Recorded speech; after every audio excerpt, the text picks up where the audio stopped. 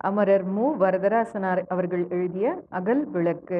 அத்தியாயம் 14. அதற்கு மறுநாள் எங்கள் தேர்வு முடிந்துவிட்டது. அடுத்த நாள் ஊருக்கு போக திட்டமிட்டோம். மாலையில் மாலனும் நானும் கீழ்ப்புறத்து சிமெண்ட் திண்ணையின் மேல் உட்கார்ந்து பேசிக் கொண்டிருந்தோம். அதே திண்ணையில்தான் எங்கள் நட்பு அன்று ஒரு நாள் வேர்கொண்டது. அன்று சந்திரனுடைய ஒத்திகையை பெண்ணாக நடித்த திறமையை பார்த்து மனதில் பாராட்டி கொண்டிருந்தேன். அந்த நாள் நினைவுக்கு வந்தது. சந்திரன் இடத்தில் அதுவரையில் கண்டிராத திறமையை அன்று அவனிடம் கண்டேன். அந்த திறமை அவனுள் எப்படித்தான் அடங்கி கிடந்ததோ என்று வியந்தேன். சிறப்பான கலை திறமை எப்படி அவனுள் அடங்கி கிடந்ததோ அப்படியே காதலுணர்ச்சியும் அடங்கி கிடந்தது போலும் என்று எண்ணினேன். கலை திறமை இயல்பாகவே வெளிப்பட்டு விளங்கக்கூடியது, நெடுங்காலம் மறைத்து வைக்க முடியாதது. பாடத் தெரிந்தவன் எங்கேனும் எப்படியேனும் பாடி தீர்வான். ஓவியம் வரைய தெரிந்தவன் தரையிலேனும் விரல்களால் கீறி தீர்வான். நடிக்கும் கலைத்திறமையும் அப்படிப்பட்டதுதான். வெளிப்படுத்தாவிட்டால் அது மனித உள்ளத்தை கொன்றுவிடக்கூடியது. அதனால் சந்திரன் மேடை ஏறி ஆடிவிட்டான். ஆனால் காதலுணர்ச்சி அப்படிப்பட்டது அல்ல. பிறருக்கு புலப்படாமல் மறைப்பதிலேயே காதலர் கருத்தாக இருக்கின்றனர். சந்திரனும் அப்படித்தான் இருந்து விட்டான். பைத்தியக்காரன். தன் காதலை என்னிடம் மறைத்தது மட்டுமல்லாமல் தன் காதலியிடமும் தெரிவிக்காமல் மறைத்திருக்கிறான். இவ்வாறு எண்ணிக்கொண்டிருந்த போது விடுதி வேலையாள் வந்து, ஐயா, உங்களை யாரோ தொலைபேசியில் கூப்பிடுகிறார்கள் என்றான். என்னையா என்று மாலன் எழுந்தான். அவரே, அவர்தானே வேலு என்றான். நான் எழுந்து சென்றேன். ஒருவேளை சந்திரன் வேறு எங்கிருந்தாவது என்னை அழைத்திருக்கலாம். வேறு யார் என்னை தொலைபேசியில் அழைக்கக்கூடும் என்று ஒரு வகை மகிழ்ச்சியோடு சென்றேன். மாலனும் உடன் வந்திருந்தான். வேலு பேசுகிறேன். இமாவதி, வணக்கம். என் மகிழ்ச்சி குலைந்தது. வணக்கம் என்றேன். உடனே ஒரு நம்பிக்கை பிறந்தது. சந்திரனை பார்த்ததாக செய்தி சொல்லக்கூடும் என்ற நம்பிக்கையோடு, ஏதாவது செய்தி உண்டா என்றேன். அதை கேட்பதற்குத்தான் உங்களை கூப்பிட்டேன். ஒன்றும் தெரியவில்லையா? இன்னும் அவர் வரவில்லையா? இல்லையே. நீங்கள் வந்து சொன்ன அன்று முதல் எனக்கு மனமே நன்றாக இல்லை. பைத்தியம் பிடித்தது போல இருக்கிறது. சந்திரன் நல்லவர், மிகவும் நல்லவர். குழந்தை மனம் உடையவர், மிக நல்ல குணம். அவர் மனம் ஏன் இப்படி மாறியதோ தெரியவில்லை. எனக்கு ஒரு சந்தேகமும் ஏற்பட்டது. நாளை காலையில் வீட்டுக்கு வருவீர்களா? நேரில் சொல்வேன். உங்களோடு பேசினால்தான் என் மனம் ஆறுதல் அடையும். வருவேன். வீட்டு முகவரி தெரியுமா? 10 நடுத்தெரு, ராயப்பேட்டை. அதுதான். தேர்வு முடிந்து விட்டது அல்லவா? ஓய்வுதானே? ஆமாம், வருவேன். அம்மாவும் தங்கைகளும் இருப்பார்கள். அவர்களுக்கு சொல்லி வைப்பேன். சரி. என்னவோ போங்க. எனக்கு இந்த 3 நாளாக மனமே கலங்கிவிட்டது. வரும் ஞாயிற்றுக்கிழமை எனக்கு திருமணம். வீடெல்லாம் ஒரே அமர்க்களமாக ஏற்பாடுகள் செய்து கொண்டிருக்கிறார்கள். நான் ஒருத்திதான் மகிழ்ச்சி இல்லாமல் இருக்கிறேன். என்னை பார்ப்பவர்கள் எனக்கு திருமணம் விருப்பம் இல்லையா என்று கேட்கிறார்கள். நான் என்ன செய்வது? இப்படி இருக்கிறது என் கதை. போகட்டும், நீங்கள் கட்டாயம் வர வேண்டும். வருவேன். வணக்கம், நன்றி. வணக்கம் என்று சொல்லி பேசும் கருவியை கீழே வைத்தேன். மாலனை திரும்பி பார்த்தேன். பெரிய புதிராக இருக்கிறது என்றான் மாலன். இமாவதிதான். அது தெரிந்து கொண்டேன். அரை குறையாக தெரிந்தது. அவள் நிறைய பேசினாள். நீ 2 சொல்லே சொன்னாய். இப்போது சொல்ல மாட்டேன். பிறகு விரிவாக சொல்வேன். தவறாக எண்ண வேண்டாம். அவள் பேச்சிலிருந்து எனக்கும் விளக்கம் ஏற்படவில்லை. காலையில் வர சொல்ல இருக்கிறாள். போய் பேசிய பிறகுதான் விளங்கும். விழிப்பாக நடந்து கொள். இந்த பட்டணத்தில் யார் எப்படி என்று 2 நாளில் தெரிந்து கொள்ள முடியாது. நம் கெட்ட காலம் எப்படி இருக்குமோ? எங்கும் அகப்பட்டு கொள்ளக்கூடாது என்றான் மாலன். காலையில் எழுந்ததும் ராயப்பேட்டைக்கு செல்லும் பஸ் ஏறி நடுத்தெருவுக்கு வழி கேட்டு சென்றேன். 10ஆம் எண்ணுள்ள வீடு. சின்ன வீடுதான். மாடியில் இமாவதி வீட்டார் குடியிருந்தார்கள். நான் சென்று அங்கிருந்த ஒரு பெண்ணிடம் என் பெயரை தெரிவித்தேன். அவள் என்னை அங்கே ஒரு நாற்காலியில் உட்காரச் செய்துவிட்டு உள்ளே சென்றாள். இமாவதி போலவே இருந்தபடியால் அவளுடைய தங்கையாக இருக்க வேண்டும் என்று எண்ணினேன். வீட்டில் பலர் இருந்தார்கள். பரபரப்பாக இருந்தார்கள். திருமணத்திற்காக வந்த உறவினராக இருக்க வேண்டும் என்று உணர்ந்தேன். இமாவதி வந்தாள், வரவேற்றாள். ஆனால் அவளுடைய முகத்தில் புன்முறுவல் இல்லை, மலர்ச்சி இல்லை. ஏதோ வேண்டா வெறுப்போடு வரவேற்பவள் போல வாங்க என்றாள். கூடத்திற்கு அழைத்துச் சென்றாள். அங்கே என்னை உட்கார செய்து தானும் உட்கார்ந்தாள். அவளே பேச்செடுப்பாள் என்று எதிர்பார்த்து பேசாமல் இருந்தேன். அவளோ தரையை பார்த்தபடி சிறிது நேரம் அமைதியாக இருந்தாள். நாம் ஏன் வந்தோம் என்று வருந்தும் அளவிற்கு என் உள்ளம் மாறியது. வரவேண்டும் என்று வற்புறுத்தி தொலைபேசியில் பேசியவள் இவள்தானா? அல்லது வேறு எந்த பெண்ணாவது குறும்புக்கு அப்படி வம்பு பேசி செய்தாளா? மாலன் சொன்னது போல் இந்த சென்னையில் உண்மையை எளிதில் உணர முடியவில்லையே என்று தடுமாறினேன். இமாவதி கற்பகத்தை போல அவ்வளவு அழகானவள் என்று சொல்ல முடியாது. பல ஆண்டுகளாக படிப்பின் சுமையும் தேர்வின் தொல்லையும் காரணமாக இமாவதியின் அழகு வற்றி போயிருக்கலாம். இருந்தாலும் முகத்தில் கவர்ச்சி இருந்தது. நல்ல சிவப்பு மேனியும் அளவான உடற்கட்டும் உடையவள். சின்ன நெற்றியும் சுருட்டை மயிரும் அவளுடைய முகத்திற்கு அழகு செய்தன. உழைப்பவரின் உடம்பு போல தசை பெருக்கமில்லாமல் கைகள் கடைந்தெடுத்தவை போல இருந்தன. இருந்தாலும் அவளுடைய கவர்ச்சி கற்பகத்தின் அழகு போல முற்றிலும் இயற்கை அழகின் கவர்ச்சி என்று சொல்வதற்கில்லை. அன்று அவள் அணிந்திருந்த ரோசா நிற புடவையும் பொன்னிற சோழியும் அவளுடைய அழகுக்கு கவர்ச்சி ஊட்டின. கோடுகளும் பூக்களும் இல்லாத புடவையும் மிக சிறு புள்ளிகள் அமைந்த சோழியுமாக இருந்தமையால் அவை அழகாக இருந்தன. இன்னும் சில நாளில் மணப்பெண் ஆவதற்கு இருந்த அவள் சுமையான நகைகளை அணியாமலும் காதில் தோடும் கழுத்தில் பொன் சங்கிலியும் கையில் இரண்டு வளையலும் மட்டும் அணிந்திருந்தது எனக்கு வியப்பாக இருந்தது. கையில் கடிகாரமும் காணப்படவில்லை. அந்த வழியாக யாரோ போனார்கள். என்னம்மா கல்யாண பெண் இப்படி உட்கார்ந்திருக்கிறாய் என்று ஒருத்தி கேட்டுச் சென்றாள். எனக்கு என்ன வேலை இருக்கிறது மாமி? எல்லாவற்றிற்கும் நீங்கள் இருக்கிறீர்கள், பார்த்து கொள்வீர்கள் என்று இமாவதி சொன்னபோது ஒரு சிறு புன்முறுவல் மின்னல் போல் தோன்றி மறைந்தது.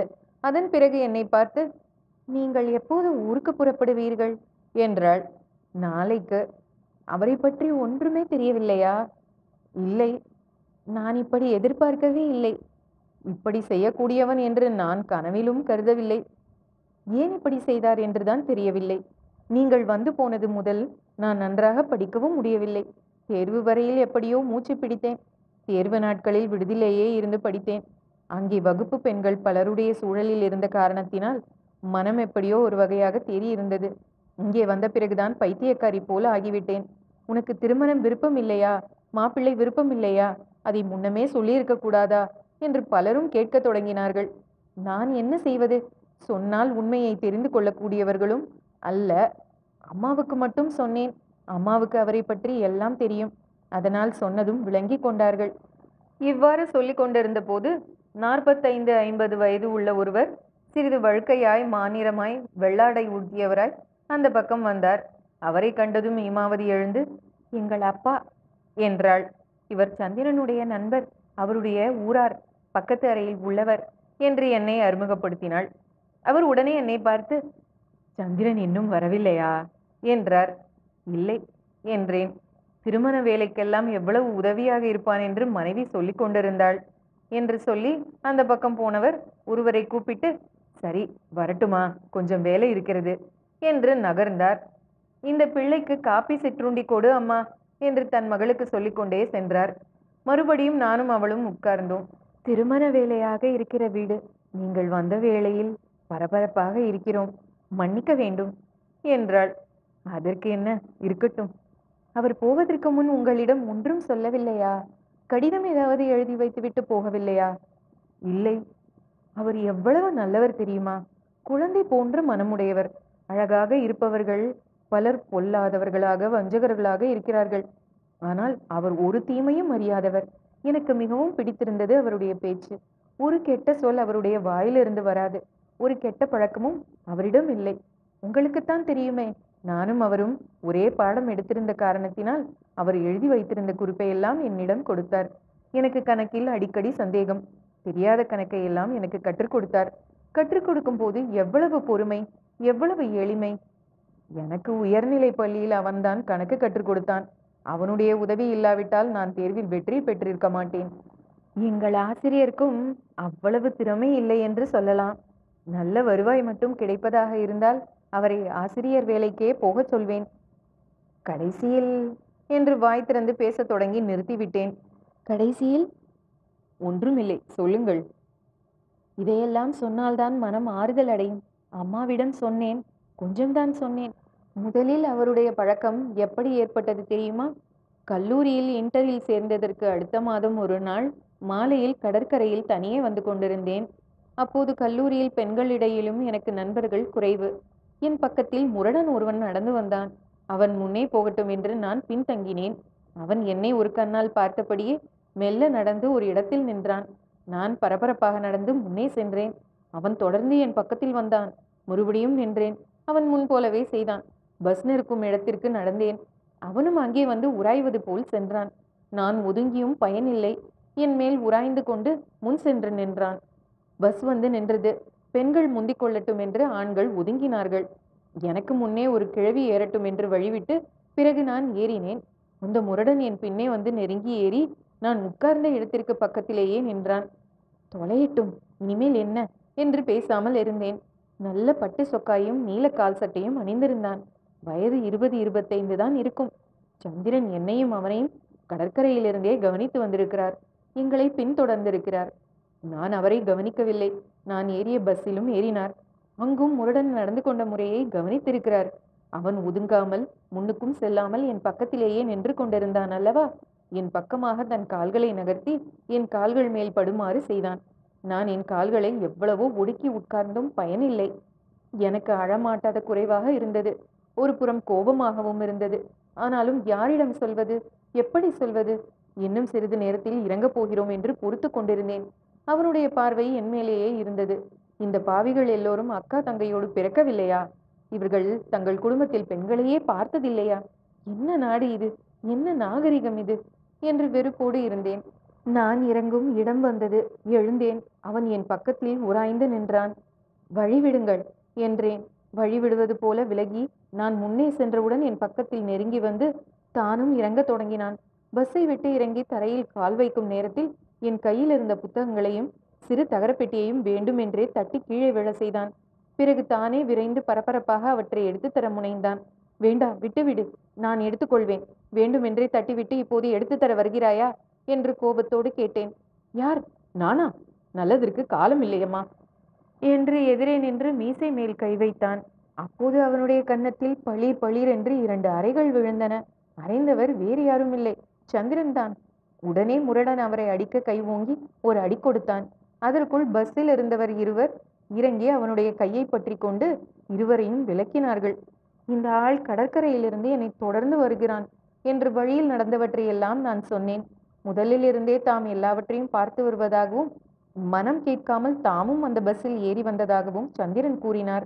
வேண்டும் வேண்டும், அந்த முரட்டு பயலை நன்றாக உதையுங்கள், நாங்களும் கவனித்தோம், அவன் வேண்டுமென்றே செய்துதான் என்று பஸ்ஸில் இருந்த 2-3 பேர் குரல் கொடுத்தார்கள். சரி, விட்டு தொலையுங்கள் என்றனர் சிலர். அப்படியே கையோடு அழைத்து கொண்டு போய் போலீஸ் நிலையத்தில் எழுதி வைக்க வேண்டும் என்றனர் சிலர். விடுங்கள், அவனே BA படித்து பிறகு போலீஸ் இன்ஸ்பெக்டர் வேலைக்கு வந்தாலும் வரலாம், சொல்லி பயனில்லை, நாகரிகம் வரணும் என்றார் ஒருவர். அந்த முரடன் சந்திரனை உற்று பார்த்தபடியே அப்பால் நகர்ந்தான்.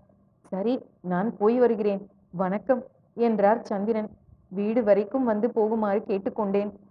சந்திரன் உண்மையாக அடித்தானா என்று நான் வியப்போடு கேட்டேன். உண்மையாக? அவருக்கு என்ன துணிச்சல் தெரியுமா என்று சொன்னதும் அவளுடைய முகம் மாறியது, கண்கள் கலங்கின. அப்படிப்பட்ட துணிவும் தைரியமும் அவருடைய மென்மையான உடம்பில் அடங்கி இருக்கின்றன. அதனால்தான் இப்படி துணிந்து படிப்பையும் தேர்வையும் விட்டுவிட்டு போய்விட்டார்.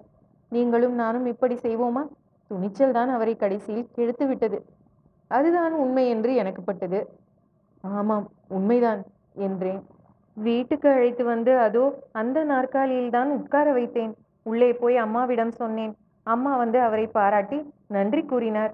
உன்னை போல நல்ல பிள்ளைகளும் இருப்பதனால்தான் இந்த நாட்டில் கொஞ்சம் மழை பெய்கிறது என்று அவருடைய நல்ல பண்பை பாராட்டினார். என்னை காப்பி வைத்து கொண்டு வர சொல்லி அனுப்பிவிட்டு சந்திரனோடு பேசி கொண்டிருந்தார். ஊர், பேர், குடும்பம் முதலிய எல்லாவற்றையும் கேட்டு தெரிந்து கொண்டார். நான் காப்பி குவளையோடு வந்தபோது, உன்னை போல படிக்கிற பிள்ளைதான்மா, வேற கல்லூரி, நீ படிக்கும் அதே வகுப்பு தானாம், இந்த பிள்ளையும் கல்லூரியில் சேர்ந்து 1 மாதம்தான் ஆச்சுதாம் என்றார். சிறிது நேரம் பேசிக் கொண்டிருந்த பிறகு அவர் புறப்பட்ட போது விடுமுறையில் அடிக்கடி வந்து போகும்படியாக அம்மா கூறினார். நானும் சொன்னேன், இப்படித்தான் எங்கள் நட்பு தொடங்கியது என்றாள். நல்ல வகையில்தான் நட்பு தொடங்கியது என்று எண்ணினேன். அத்தியாயம் 14 தொடர்ச்சி அடுத்த பதிவில்.